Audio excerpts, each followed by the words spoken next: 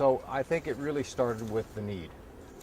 I knew that there was a great need, and here was a young person with a lot of passion and energy and commitment to serve the community. What she proposed at that time was to really harness that commitment and passion of fellow students to help, and that made a lot of sense to me because in my background, I had been fortunate to be part of a similar experience 20 years before that, which was the Asian Counseling and Referral Service. Min Duc is quite a leader today, and she was a strong leader when she approached me.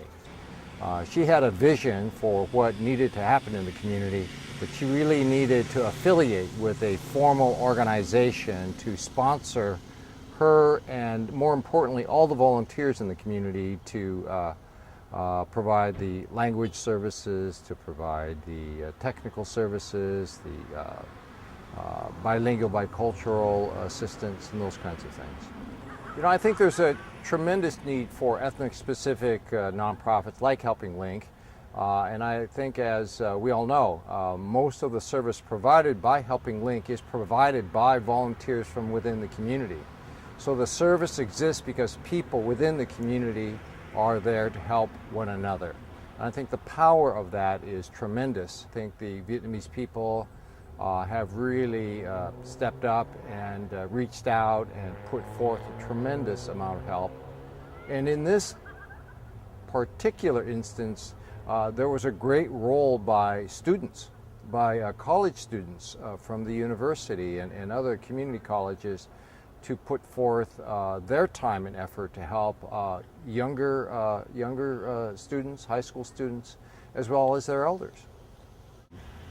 Making sure that the elders are acculturated and have the skills that they need to survive in this country. And many of these folks do come to this country if they're fortunate, and the trauma associated with just the loss of one family member, one life, is incredible.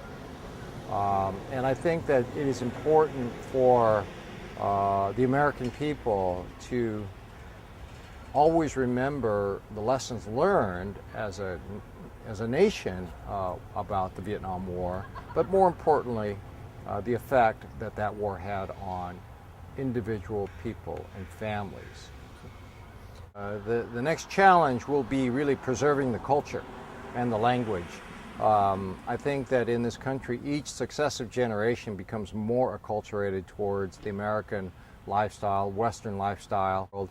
I think so much of what is good about American culture is that which is provided by ethnic communities like the Vietnamese community, and what it brings in terms of its support for family, in terms of focusing on community, in terms of working hard, respecting elders. Those are the values that are very important to preserve, and I think that will be the challenge of the Vietnamese community in the future. I think the first thing is people helping people, other people from Vietnam, and the rest of the community, of course, but in particular those who are Vietnamese can share their experience. So in the process of helping somebody fill out a form, or in the process of teaching English language or a computer class, I think there can be a relationship forged between, let us say, the more knowledgeable, the more Americanized people in the community to share